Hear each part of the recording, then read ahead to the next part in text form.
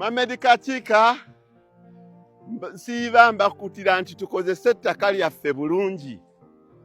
Natandika na ttaka kati neŋŋenda nga ntandika obbasomesa economics omutuufu. Mbadde ennaku zino mbannyonnyola akantu ke tuyita time economic efficiency. Abamu waliwo babiri basatu naga muzeeyi wagwa step emmere ekuggwako etya n'oba ng'ogula silage w'abalala. Statement yiino statement yiyo tani ezisukka mu 2,000 zikubiddwa wano ne ziteekebwawo. Statement yiyo kati omuntu bw'agamba nga time economic efficiency bw'oba wakuspending a few millions osobola okutuukiriza kino. Twali tetusobola kutuukiriza kino ng'ate abakozi tuba subdividing nga bano bagende bateme ebisagazi, bano bagende bateme kasooli. Kuba nabagamba ente zaffe zirya emmotoka 6 buli lunaku ate ne ziriirako silage. Kyekyo kye nali mbategeeza abatakitegeera tebakitegeera. Kati bannange kino kye tukola. Kati ng'oggyeko ono ate tulina lugogomo omulala wuuli wali. Oyo ye yawedde. Tubuzaayo ennaku 3 tutandika okumulya. Kati twongeddewo omulala wuuyo.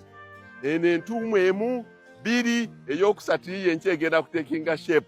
Ey'okuna egenda kutuula wano insha Allah. Ey'okuna egenda kutuula wano. Ate kasooli asigaleyo nga gye mbadde mbalaga. Ayagala okuyiga ayige nti abantu basobola okutuukiriza ebirooto byabwe bulungi. Bwe nali ngamba gamba nti okulima ky'ekintu ebimu ku bintu ebirungi bw'okikola ng'olunda ng'abantu tebakitegeera. Nga kati nkibalaga bw'olima kasooli nga tomulinaako katale aba akulemye. Nali nnina emmere yange naye neetandika okuguzaako abantu nempaako n'abantu.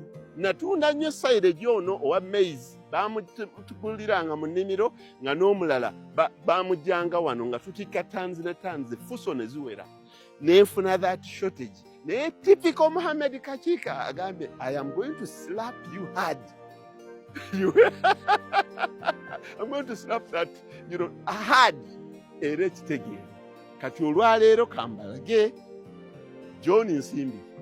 Process yonna gundi ono engeri gye tumukozeemu tugiraza abantu gibalage abantu okuviira ddala lwe tukuba ku ttaka ejjereere paka ne tugenda ne tunyiga ne tukuba ne tunyiga ne tuteekako n'emiwaatwa amazzi agagenda okuyita ne tukulaga n'okulaga engeri gye tumusiba owaffe owa open pit.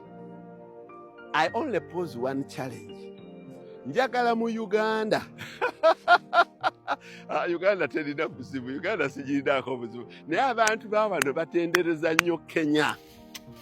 Bannaye waliwo abantu bemmanyi abatya Kenya. Njagala, I wish I should say this in English. I would like to see a Kenyan individual, maybe a company can. Njagala okulaba mu Kenya, munna Kenya. Nga muntu sekinoomu nga nze bweni Mohamed Kachika nze siri wa company. Nga muntu sekinoomu ng'alina ttani za maize silage 4,000 mu lukuba lumu ng'ate akyalina ne kasooli omulala mu nnimiro. Awo lwe nja okutegeera nti musajja gye bali. Kyekyo bagayi mwebale nnyo mwebalire ddala. Mwebale